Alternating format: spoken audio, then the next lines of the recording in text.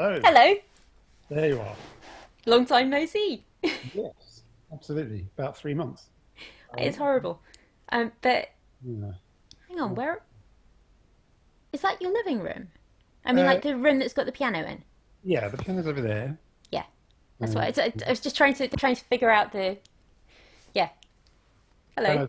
piano, to my shame, doesn't get played very much, or certainly not as much as it should do. Anyway, Wow, that's another story. amazing! Thank you so much for doing this. I, Yeah. I should introduce you really. This is Adrian Sutton, who is an extraordinary composer, and I'm going to make you blush now. So, he's I guess you're best known. Stop it. You're best known for your theatre work. So things like War Horse and Curious Incident of The Dog in the Nighttime, and all of those amazing National Theatre productions that you've been such a large part of. But he's also a fantastic. He's a polymath. He plays pretty much any instrument that anybody hands him. He's written incredible music for me to play. Yeah, go listen to his music if you don't know it or don't think you know it, because it's wonderful. Oh, you're very kind. You know, they pay me to say it. I'm joking. Yes, I must get in touch. Who are your PR people? They're marvelous. So, as a composer, I've never been a composer. I've composed because I've had to compose at school and music college and all that, but I've never really been a composer. And I know you're a performer as well. What drew you into composing, into putting your main focus into composing rather than performing? That probably happened, I suppose, when I was about 15 years old, and I was a member when I grew up in South Africa of a youth string orchestra. It was South Africa's top youth string orchestra. It was called Harmonie Juventia. And the standard playing was very high, and the conductor was my violin teacher. And in fact, he was the violin teacher and the viola teacher of all of the upper section of the strings in the orchestra. Um, and I suppose that in terms of composition, I'd always just had some kind of urge to try and make things that were mine, that I knew I could perform. I think the idea of writing things for other people to play probably came later. But I think possibly because of my upbringing or whatever, um, there was a little bit of a sort of a showman in me, and I just wanted to sort of do things that would that people would be impressed by or would like. And I suppose I guessed when I was about, let's say, 14 or 15, maybe even earlier, I think, I know, I'll write music, and then people will say, oh, that's marvelous. So it's probably something daft like that. And then it just became a habit. I think what's interesting about being a composer and being a performer is that you do have a real sensibility for the practicalities, Mm. certainly if you're writing for the instrument that is your own. And one of the reasons I've loved writing for you so much is that I know I'm writing for a performer who is like streets ahead of me in terms of technique, but I know what that technique is because I'm a violinist myself. So being able to write in the knowledge that even though I can't play it properly at speed and the accuracy is needed, there is somebody like you who can, and it's going to be amazing when it's delivered. So that is a real sort of impetus, I guess, for the writing process. And I'd never really appreciated until sort of later on in my career just how much of a motivator and an engine of creativity and motivation writing for specific people in mind is. Because otherwise, effectively, you're sort of writing into a vacuum. You don't really know Hmm. the context of what you're doing. So having something like you to write for, and other performers who I've seen, I think, wow, that's amazing. Yeah, I've got to definitely write for them. Is a real thing. So yeah, that's where to answer your question, that's where the original spark, I suppose, for writing came from. Maybe. I mean, it's certainly something that comes through loud and clear in your writing for violin is that innate understanding of the instrument. I mean, you push it massively. You push me right to the edge of what's possible and what I can do. But everything is always possible and it always sits under the fingers, which isn't always the case, of course. Right. You know, with a composer who maybe doesn't understand the instrument so well, they might not actually write stuff that pushes quite so much in that way, but it still becomes much more difficult to play because it doesn't kind of hang right. Yeah. So it's always a joy to get a score from you that just everything fits. Oh, good. Well, Great. well, I mean, I have to confess actually that I do. Maybe one of the reasons why I do that is I sort of slightly cheat. I like to know when I'm writing that something is going to actually sound the way I intend it. There's two schools of thought about this. It seems there are some composers who swear by the process of keeping absolutely everything in your inner ear, in your oral imagination, and in that and I and I do have that, and I have that when I write for other instruments that I can't play. But there's something about just being able to see with the real instrument what it actually feels and sounds like, compared to its merely visual representation in the form of a score. Do you know what I mean? Oh, totally. Yeah. So what I mean by that is that the writing process actually doesn't consist of me just sitting down with pencil and paper and thinking, oh yes, we could do that, and we could do that, and we could do that. The reason I say I cheat is because what I actually do is I pick the instrument up and I play a phrase and I think, yeah, that's really good. And I'll record that. I'll actually record it on a digital audio workstation, you know, on Pro Tools or Logic or whatever. And then I start connecting phrases together.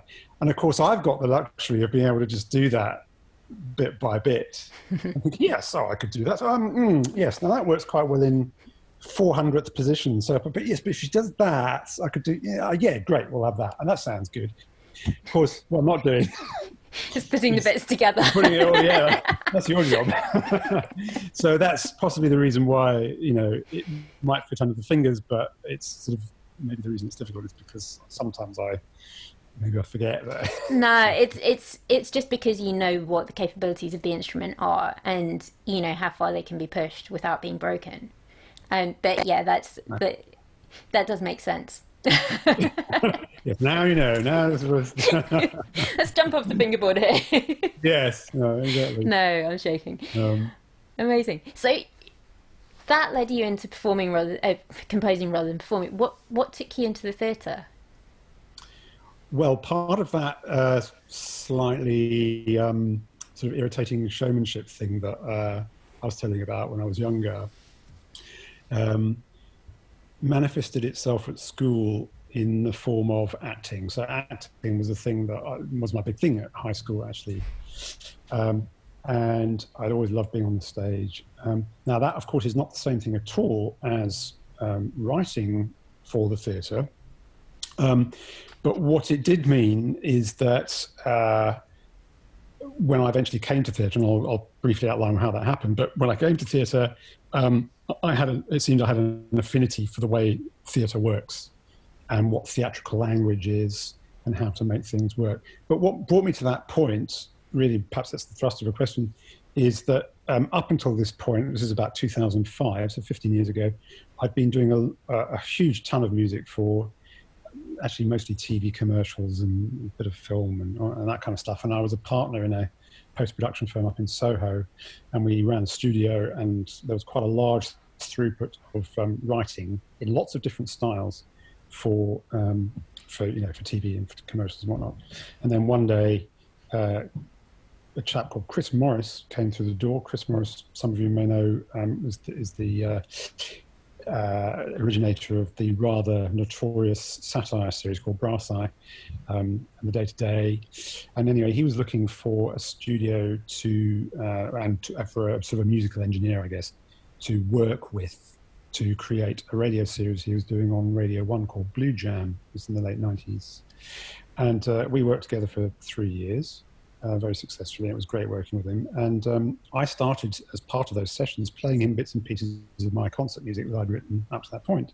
And I played him a part of my piece for 6 pianos. It's called Aerobatics Overlay Wanaka, which Piano Circus have done. And he listened to it and he said, you should go and play some of this to my brother Tom, who runs the Battersea Arts Centre. Got it.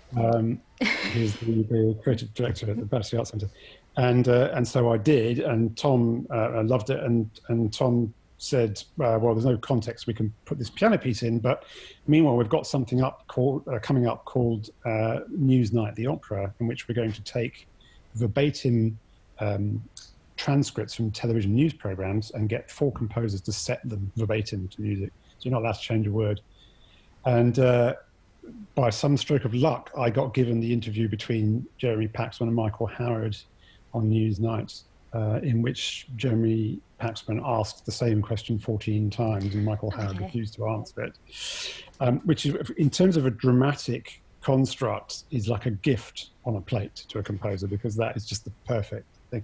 So anyway, I set that as a tango. Tom loved that, and then the rest is history. Tom then went on to become an associate director at the National Theatre, and it's a question, I suppose, in these situations of just being in people's minds when they think of a project. And he just called me up and said, we're doing this thing called Coram Boy, an adaptation of a novel. Do you want to pitch to do the score for it? And I thought, oh yeah, all right then. Why not? And so I did a pitch, and then the rest is history. And then that was, so I'd never done theatre before, but then this first thing I did was in the bloody Olivier Theatre. It was very, very scary. So no pressure at all. No, but what was very interesting about it was that the environment from theatre was completely different to the world that I'd been working in for the past 15 years. The past 15 years had been really pressured. It was very backbiting, very snipey, very thankless, actually. A lot of people just didn't appreciate or really want to know, what you were doing. You were coming in right at the end of the process. Oh, music. Oh, yeah, a bit of music. Yeah, to go on our video, which they think is the greatest thing they've ever done.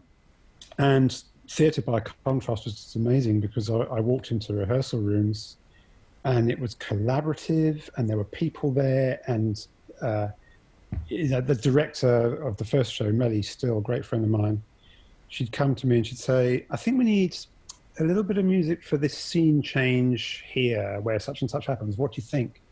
And I said, absolutely, absolutely. And I'd scuttle away and to my little studio, which I had set up in the basement at the National. I came running back 2 hours later with something and played it to her. She looked at me aghast. She said, I meant by next week. So I'd been used to all this time pressure, and I was used to delivering very fast and lots of different styles. So and that was what was brilliant about theatre, was that I felt more appreciated. And because I had a theatrical background, I slotted in very well as well. So that's kind of leading to actually what my next question was going to be, which, because I actually have no idea how this works. When you're working as a composer in theatre, and I'm sure every production is different, but where do you appear in the process, and what even is the process? I mean, is it as much as just director or producer, whoever, saying, okay, we need music for X and Y, and go away and write it, or are you actually involved more in what's happening with rehearsals and so on? Yeah, well, there are, I'm sure, different ways of doing it, but certainly the only way that I've ever known, and it's the way that it's done at the National, and certainly the way that's done with Tom and Melly and all these people, Marianne Elliott, it's the latter. From the off, it's taken as read that nobody yet knows what this thing that we're making is about. It's a process of discovery, and the creative team members, whether it's music, sound, lighting, whatever, are all ideally brought in at the earliest stage. And that was certainly the case with Coram Boy, certainly the case with Warhorse. I was involved in Warhorse from about 7 or 8 months before we even went into rehearsals.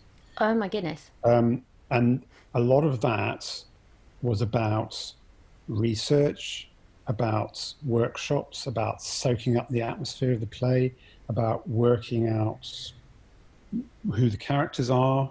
I was in workshops for Warhorse where I knew that there would be some way off from even writing a stitch of music.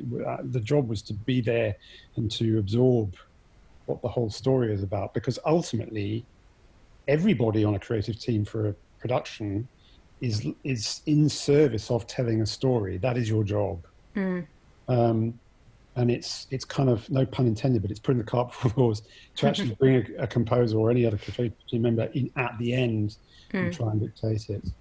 And it's just a brilliant, lovely way of working, especially when you've got those people in the room with you. You can bounce ideas off each other. And I think the other key thing about that process, which I learnt, especially refreshingly after having been in this environment 15 years before, where you were expected to be perfect on your first delivery, was that it's okay to fail. Your job is to fail. You actually, the reason you are in the rehearsal room, and everybody's in the rehearsal room, is to find out what works and what doesn't.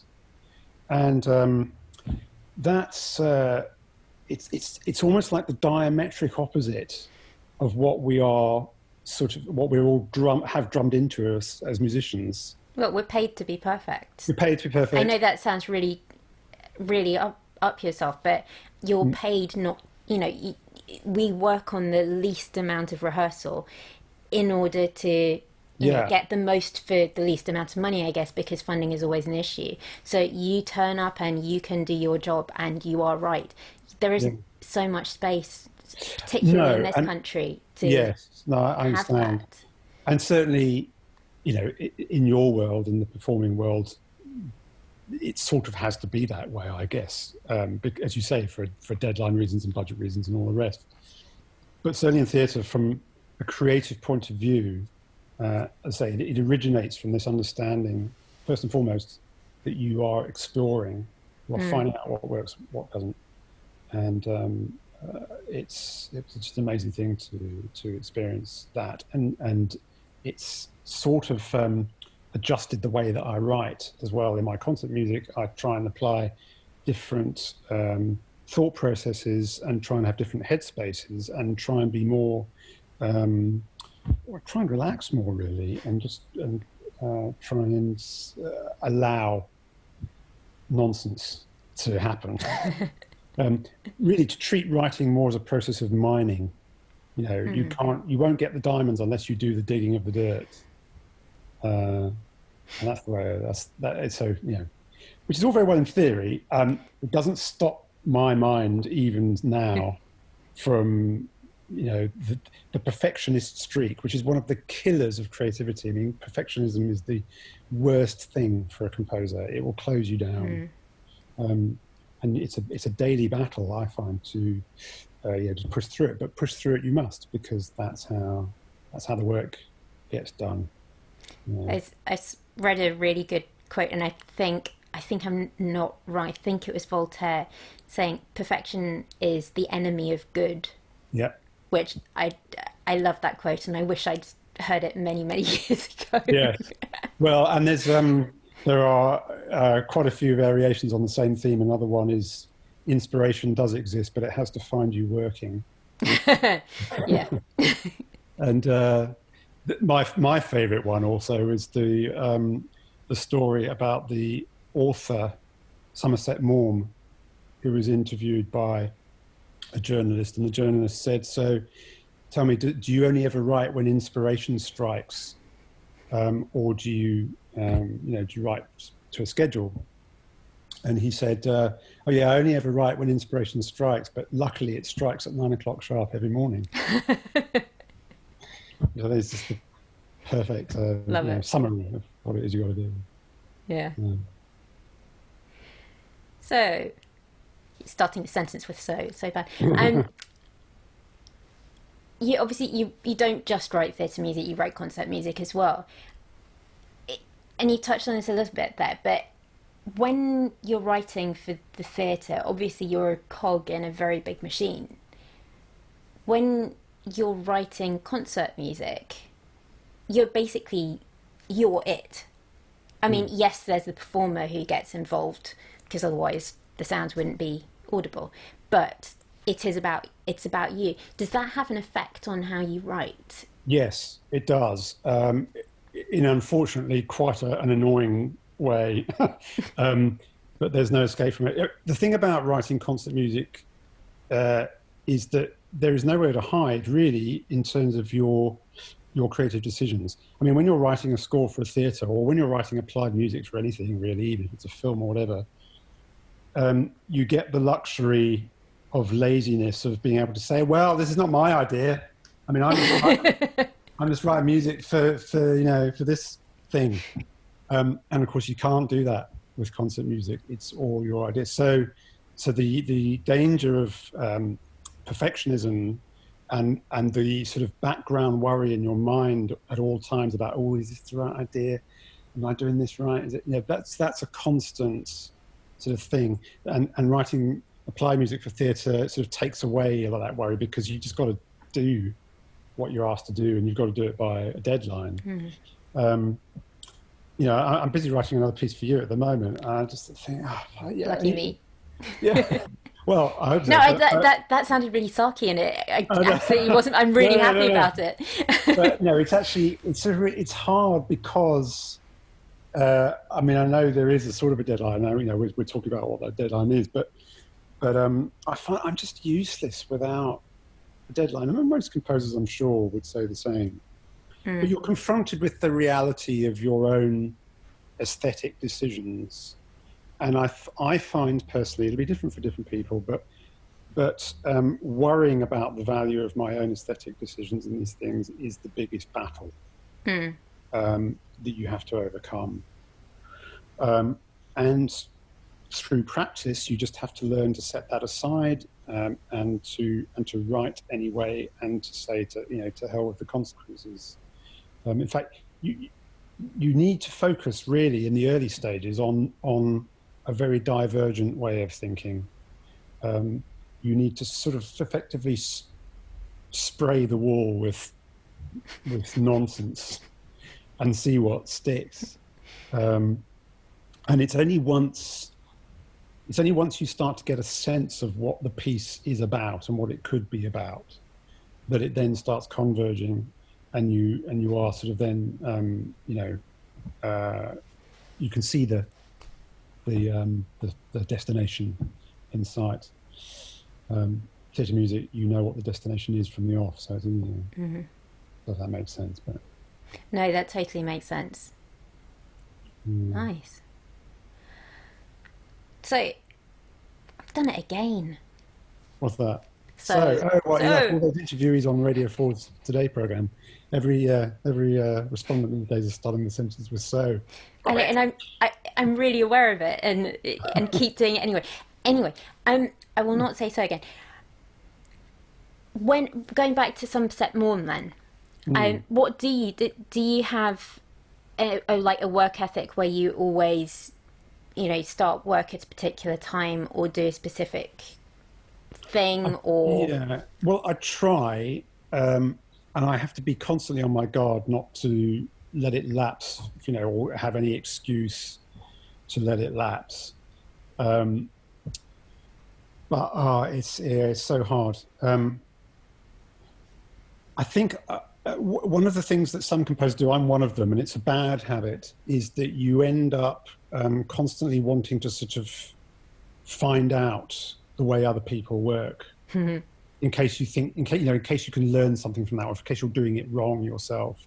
I mean, of course, the thing about the human mind is the human mind doesn't like expending mental energy on things if it doesn't have to. That's an evolutionary thing. So if we are able to find shortcuts to doing things in a better or a more efficient way, then we will search those things out. And there's nothing inherently wrong with that. It only becomes a problem when you spend all of your time trying to discover what the shortcuts are rather than just doing the bloody writing, which is sometimes what happens with me. But, you know, especially with concert music, the ways of starting to work, I'm a bit like John Adams sometimes, who said once that he likes to have the material in his hands.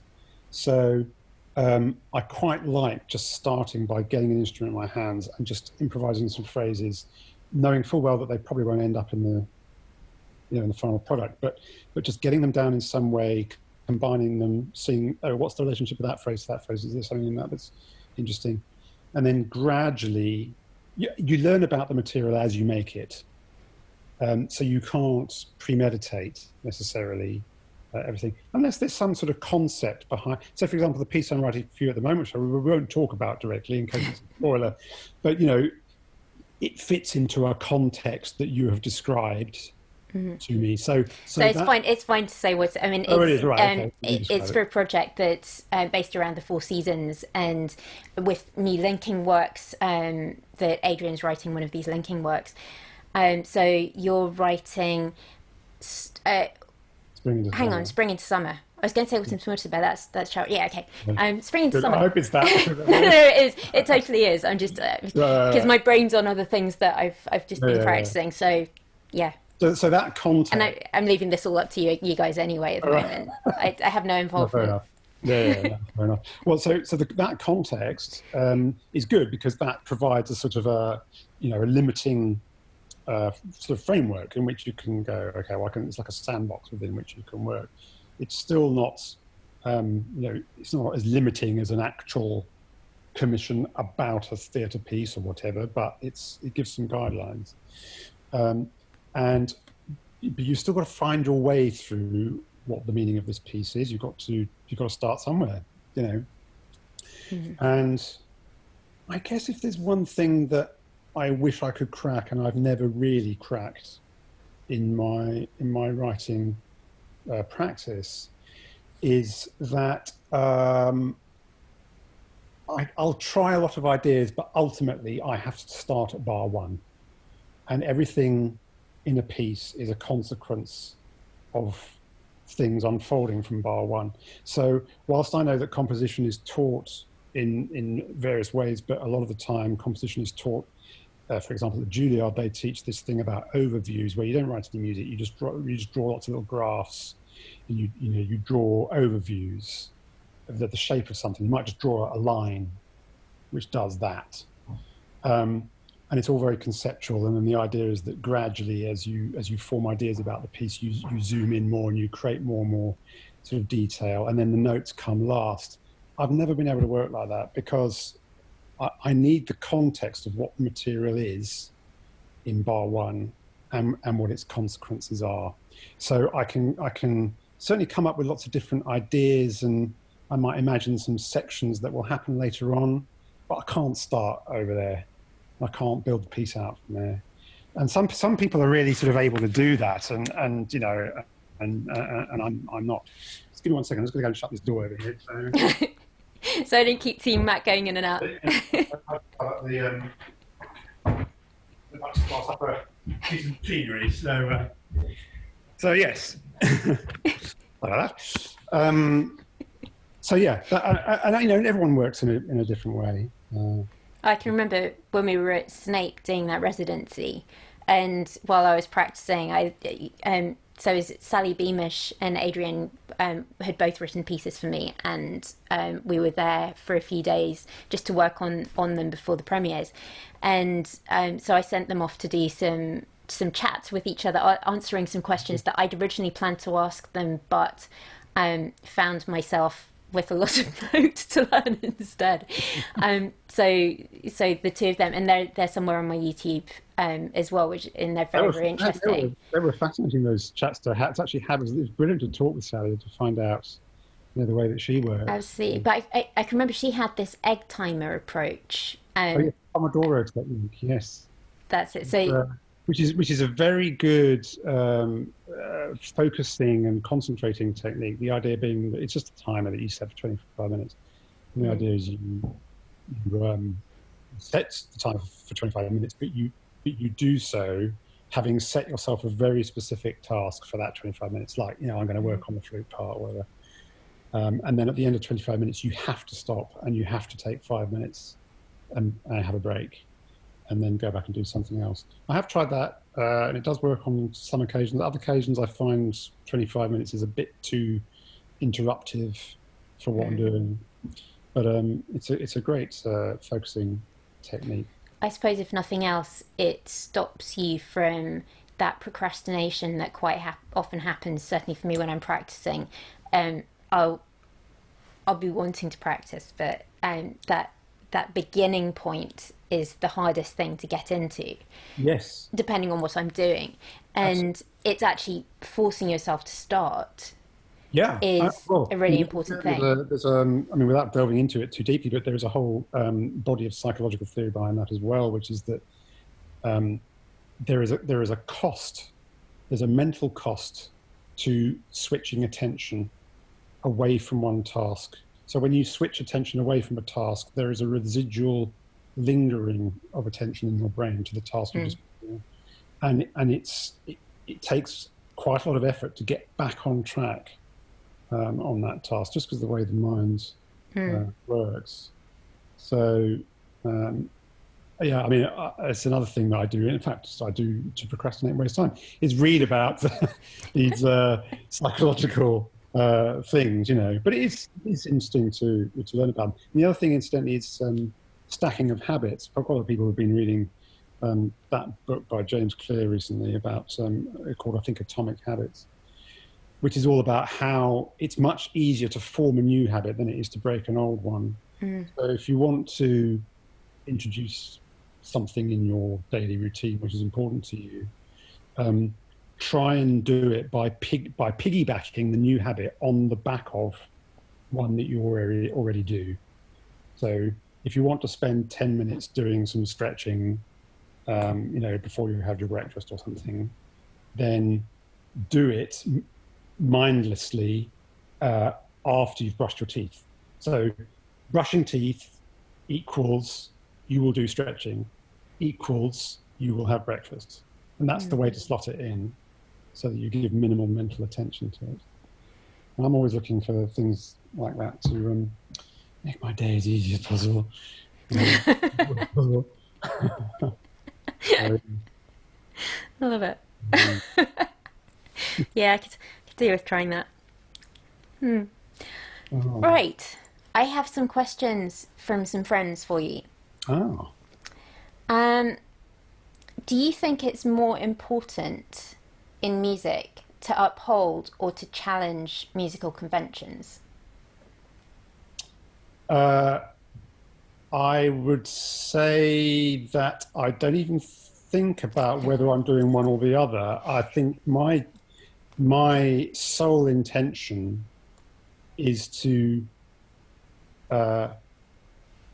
sort of find something beautiful, if I can, and to communicate it, or to show it, or to share it. Actually, I'm not in the least concerned with whether something that I'm doing is new or groundbreaking or not. If it is, then great. But my interest is in the process of discovery and sharing. An extension of that answer is that I wonder, I might be wrong about this, but although I did, my music degree I did at Goldsmiths, which was a very, very academic degree, quite highly focused on those things, and I was really mostly focused in the studio and the electronic music option. I deliberately didn't do the composition option on that degree, because what was happening in the composition option there was that I could see people being funneled down a particular orthodoxy in terms of, you will learn serialism, you will do this, you will do that. It was quite a big problem in the late 80s and early 90s, that kind of thing, in music education. And I see it even now with some schools of thought and composition which seem to be preoccupied with presentation rather than content, shall we say. I mean, it's more, to me, it's more interesting that you present a musical idea very clearly, boldly, and then that we be able as an audience to follow its development and sort of maintain an interest in its development. So it's more important that the process of the development of that idea is more interesting than the sort of shiny presentation of it and the unusualness of it, if you like. You know, I'm not particularly bothered about weird, fancy orchestrations and timbre expressions for the sake of it, beyond, or you know, other than if that's relevant to the piece, then we do something. So I'm being very long-winded here. No, What was the question again? Challenging or maintaining? Or upholding or challenging musical convention. Not even thinking about it. It's about what the music needs and about what the idea needs, I suppose. It would be my answer. That's probably quite arrogant. No, it's not at all. It's, you know, everybody, in any case, everybody's got a different voice and everybody's got you know, their own way of working. And that is, you know. So yeah, if I find myself doing a kind of pseudo Baroque piece one day, I will have no hesitation in just doing it, because if it needs to be done because that's what the idea requires, then great, you know, that's what I'll do. So. Great. Okay. What do you think the most important aspect is in your field of music to be successful?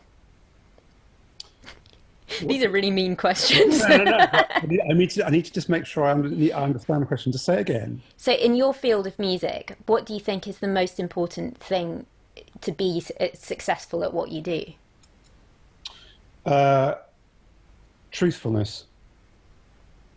Truthfulness to one's own musical voice, personality. And I literally can't think of any other answer than that. Because if you try and use a sort of ventriloquism in your music, it can be spotted a mile off, and it just leads to bad music. Really, I think you're much better off investing your energy and your time, learning what it is that you know that ticks your boxes and that floats your boat, whatever. And just keep that process of discovery going. Any time anybody tries to write music to an idea of what it should be or what it is that's going to make them successful or whatever, it can just be spotted instantly. So yeah, just write what you need to write, which sometimes can be a bit of a hard answer for somebody who's looking to you know, maybe make a career out of it, but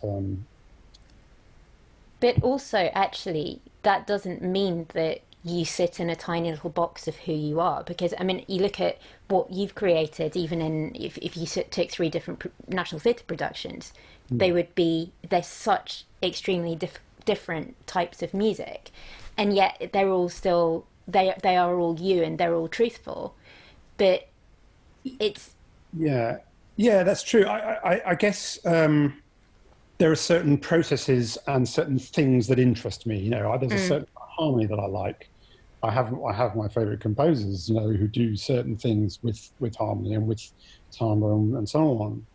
And I find that those things sort of, I say infiltrate my music, but actually those things sort of speak through me. I don't mean that in a pretentious way, but you know, that's what my musical voice is I've absorbed the things that I know resonate with me, and I use them to then, you know, make this new thing. But you're absolutely right that expanding beyond your comfort zone and all the rest is always something that you should try. But that's what I mean about exploration. Yeah. But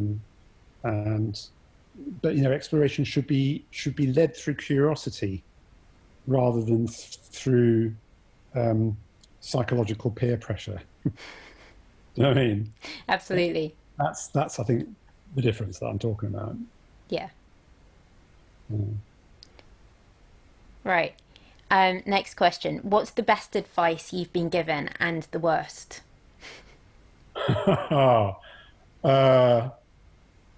well, actually, it relates to what we were just talking about, the best advice. And I can't even remember who it was that gave it to me, but it was quite early on in my career. It was at a time actually when I was doing all of this stuff and I was writing a lot of music, different music to order, for TV commercials and stuff. And I think it was a quite an experienced TV producer who had himself done a music degree. So he'd gone into TV producing. I can't remember who it was, but I mean, I'm just picking this one example. There's been various pieces of good advice, I'm sure, but I just remember him saying at some point, he said, "Yeah, I love what you're doing for the commercial." He said, "What do you really want to write?" And at that stage, and I think when I was in my early 20s or whatever, maybe I had a different idea. Maybe I just wanted to write for success or for the money it made or something. I don't know. And I can't remember what my answer was, but I do remember him afterwards saying, "Just remember, you need to write for yourself." And it just sort of stuck at the back of my mind. So, write for yourself. That's the good advice. That's the bad advice. I don't know. I don't think I've ever had any bad advice. I mean, that's one I have to sort of have to think about. Maybe somebody once said there's no money to be, or there's no career to be had in music. So just make sure that you know. I mean, that was 20 years ago. In this day and age, there is of course so much music about, and there are so many composers and everything else. But the thing to bear in mind is, if you want to look at it from a marketplace point of view, and I don't particularly want to look at that, but if you do, then the way you differentiate yourself is by narrowing your focus and being very truthful and very specific to what you want to do, and don't try and be all things to all people. And that's what I mean about ventriloquism.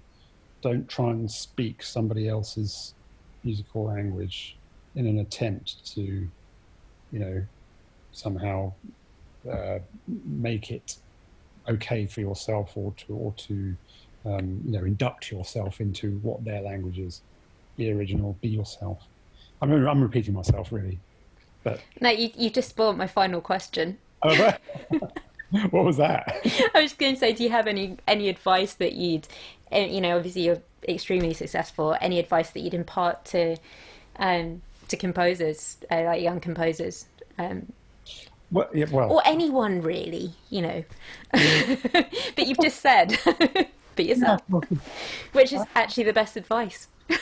I mean, look, at this particular point in time as well, it's so difficult, isn't it, with everything that we're currently going through.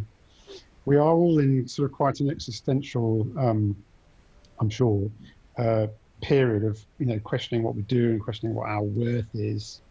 And I think I've asked this question myself a lot because, of course, don't forget, the theatre industry has sort of collapsed overnight, but it's taken a massive hit in the past 2 or 3 months. And so I'm also left thinking, well, okay, what defines me now? I mean, there will be concerts, there will be theatre, there everything else. It will all eventually come back. It may be a while, but it will eventually come back.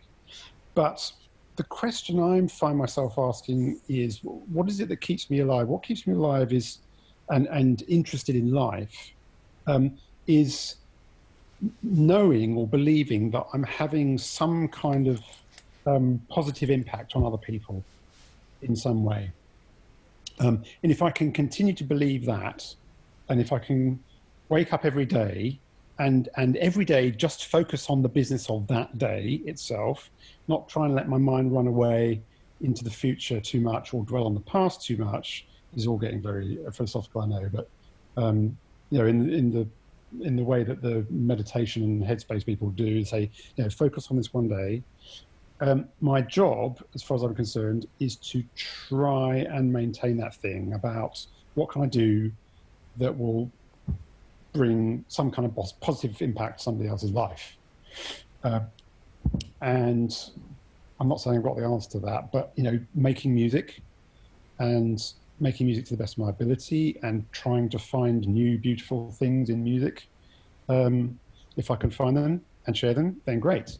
And that's what you're doing as a performer as well, is, Trying. you know, trying and massively succeeding, bringing these beautiful things, you know, not just modern day music, but the canon of everything, all the literature of violin music from before, which is still utterly astounding and gorgeous. And you are there, and you are, you know, you're doing these online concerts, you're making it happen, and that is literally what everybody, as a musician, should focus on doing right now. In these difficult, temporary circumstances. I know, it's so funny. I see your face, we start talking, and I kind of forget about the reality of now, because I'm back in our normal reality. And in fact, these chats with musicians were, I went into them wanting to talk about what our normal job is, because I think it's so much at the moment about what life in lockdown is, what this solitary life without a music industry as it was, what that means to people. I think there's so much of that going on. There's so much questioning for the future. But actually, the thing that has always interested people who've talked to me in concerts is, what do we even do? What is this weird job that we have? How do we occupy ourselves with it? So that was how I came into these things. And suddenly hearing you talking about all of this life as it is now, and I'm suddenly thinking, oh my goodness, it's real. Well, yes, but as I say, you know, I'm an optimist, and I mean, look, it's tough. It's definitely tough. But there are some silver linings, or there's some opportunities to it. It's a reminder also that, for example, that, you know, life isn't all about music. It's about other things as well, some of which I've been neglecting. You know, I've been back in the kitchen doing like a ton of stuff in the past 3 months that I would never have got around to doing. You know, just lots of careful investigation of new food and making great things. I'm clearly going to have to come around as soon as I'm allowed to. Yeah. But I mean, that in itself, that also, just being occupied with your hands in a context that is away from music and stuff. That's been really a really unexpected pleasure. Like a bit of a sort of just gently bringing you down to earth and saying there are these other things that life is about that are worth considering, and, you know, just for a moment. So yeah, there's been that, but you know. I know it ain't easy. We'll get through it. We will get through it. Of course we will. And, you know, we'll be back. We'll be back at the South Bank Centre drinking cocktails. I do hope so. We will. It'll happen. Well, yes. Just to be patient. That's all. Absolutely. But in the meantime, I'm really enjoying your online concerts, and I think it's fab that you're doing them. Well, got to do something, you know. That's brilliant. It's you know, it's a pale imitation of concerts with an audience where you're interacting actually with real people, but I know that the real people are there. They're just at the other end of computers however many miles away, and I just have to trust that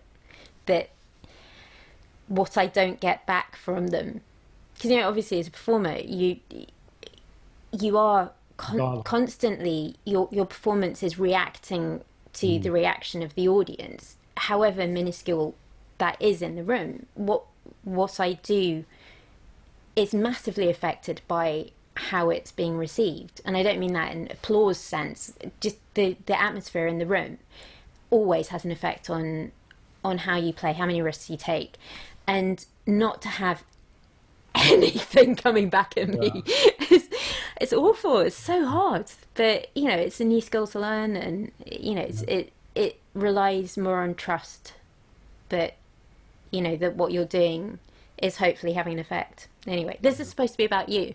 This is the thing, though. It's about composers and performers, you know, hearing how each other, how we work and how we interact. And certainly defining thing for me as a composer in terms of you working with you has been brilliant, because you're not just, you know, this yet another performer out there who I think, oh, I have to write something for. The fact that you are a real human being and a good friend of mine as well really gives it context, and it's like a kind of 3D nature of something, and it makes it an inspiration to write for. I don't mean that, you know, glibly. I think it's a really good thing to have. And what it's made me realize too is that I've rather neglected in some cases doing that with other performers. You know, working in theatre and in TV commercials and all that kind of stuff, that practical side of writing has rather meant that it's a bit of an isolated distance. Of course, because you don't know who's going to be playing it ever. Yeah, exactly. And theatre sort of brought me out of that shell, and working with groups of people. And then it was around about the same time, well, not long after, that you approached me, and we started working together. And so I've realised that actual, you know, performer thing is really important, and it can kick-start projects and inspire them, knowing that there's an actual person who does this specific thing in this specific way. So, And just as a heads up for anybody who's got this far, I should say I discovered Adrian's music. A friend of mine who knows him said, you have to listen to this composer, and it was because I was looking for composers to commission for a project that I was doing, and I went on his SoundCloud to listen to the Warhorse things, because I hadn't seen Warhorse, and the first thing that I heard was Spring Mask, which is an incredible little duo for violin and viola, which is honestly one of my favourite things to perform. And I wrote Adrian a message saying, yeah, would you write a piece as part of this project, and also that Spring Mask piece? How do I get the music, and please can I play it? And he wrote back like within seconds. I seem to remember. I was so full of trepidation writing this email to this famous composer. Yeah, of course I was. You know, it's fine writing to somebody who you know, but so half of this was the Bach partner works that I had for the Bach sonatas and partitas. So the first three composers that I asked were composers that I already had links to, and we were friends, and they'd written for me, or I'd played their works. So Cheryl Francis Hode and Gordon Cross and Piers Helliwell, I had long links with them. I say long, a couple of years at least. And then you and Sally and Peter Maxwell Davis, it was so scary. You know, writing to all of you in different ways was, you know, I never met. Why would you? You know, consider it. Have you had bad experiences with composers in the past? Maybe about that. I mean, have you had negative? No, I'm just scared of people. Why? Because it's who I am. I mean, as you know, I'm always so scared of playing for the first time, playing a piece to the composer, in case I've really, you know, because in case they go, not like that. Well, exactly. You never know. But yeah, Sally was somebody who I'd met, but not only sort of in passing, and I knew she wouldn't. Well, I expected she wouldn't remember me, wouldn't have any idea who I was. So actually, to write to, and Peter Maxwell Davis I'd never even met, and the idea of writing to these people who were so far ahead of me in the career ladder, and expecting them to take me seriously when I'm there saying, oh yeah, I'm this violinist, and I want people to write me violin pieces, and will you write one? It just seemed actually quite ridiculous that I was even doing it, and to have the three of you come back and say, love to.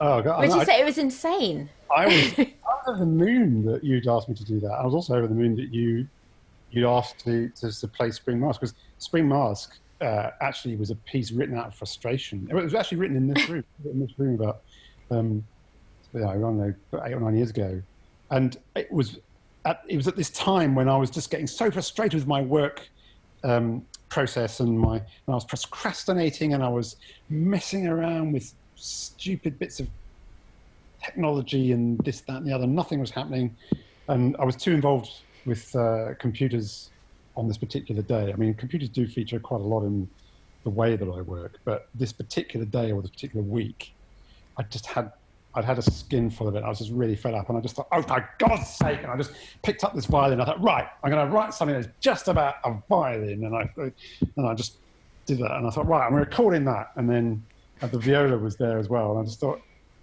actually, there's something in this. I might do it. And then eventually, I did that thing I was saying earlier on about writing a piece by stitching it together bar by bar, and just sort of like making it up as I went along. But it was fun. The other thing, actually, the other thing I noticed just quickly about writing process, it tends to go best when I'm having fun, and the best stuff comes out when I'm having fun. I mean, maybe that's an obvious thing to say. No, I mean, it's exactly the same as when we recorded Spring Mask a few months ago. It's not out yet. But yeah, we spent ages, getting it right and getting it perfect. And I can't remember who said we've lost the joy. And then we played it through again. Sorry? Yeah, that's right. And then you thought, oh, let's just go to the hell. And just have fun with it, like we would do if it was a concert. And of course, suddenly, that was what we wanted. Spirit and the animus of these things is what often makes or breaks it. Yeah. And so anyway, so that's how it was sort of written. It was written out of a kind of to hell with it and throwing caution to the wind. And if it dovetails, I suppose, very briefly into that thing you were saying earlier on about some young composers being very self-conscious and self-aware and restricted and constrained about what other people think about what you do. You write your best stuff when you don't care what other people think. Yeah. And yeah, I don't know whether maybe it takes age or experience or something to get to that position, but honestly, maybe a piece of advice I give to young composers is get to that position as soon as you can. Stop worrying what other people think, and instead, do the things and find the things that you find beautiful, and follow that. And it will make better work. Ultimately, it will make better work. So, yeah, that's a story behind Spring Mask. I think that's the perfect way to finish this, actually. Well, it's lovely chatting to you. Oh, it's lovely chatting to you. It's so nice to see your face. Yes, and yours. Oh, we've got to get out of it soon, haven't we? Yeah. Thank God for Zoom. Yes. Yeah, it's an amazing thing, actually. I mean, it's something I'd have avoided in the past at all costs. I didn't do Skype, didn't do FaceTime, and now suddenly it's incredible. But it's worked very well for you, it's people are getting to see what you're doing still, and I'm trying to sort of work out for myself what I should be doing. I've been making some videos recently, and I'm trying to get onto a sort of a role about what I could be doing as well as writing in this particular context. But that's a story for another day. We will catch up on. Yes. So go and listen to Adrian's music, obviously. Is it SoundCloud probably still the best place, or have you got videos on YouTube now as well? Well, I've got there's a couple of YouTube videos, but there's an incredible one of Adrian playing all of the instruments. String quartet one. I've done a couple of those. I did a string quartet one. Have I missed one? I also did one of one of the numbers from Curious Incident, Polperro Beach. Okay, I've missed that. I think that's on the YouTube channel as well. That's more. There's quite a lot of electric guitars and stuff that I'm playing on that one. Oh wow! Yeah, I've definitely missed that one. Well, that was a bit of a video project. I decided I wanted to learn a little bit about video editing and compositing and some technique, so I did that as well. It's the character in Curious Incident is Christopher, and Christopher's favorite computer game is Tetris. So the video is based on the idea of Tetris. But that's that. But no, in terms of other music, you can go to SoundCloud. You can go to my website, I suppose, adriansutton.com, and then there's a link to SoundCloud. There's a few things on there. I'll make sure I put all of this information below the video. Oh, bless you. And thank you so much for talking to me. Thank you. Lovely to see you again. Hey, see you soon. All right. Bye. Bye.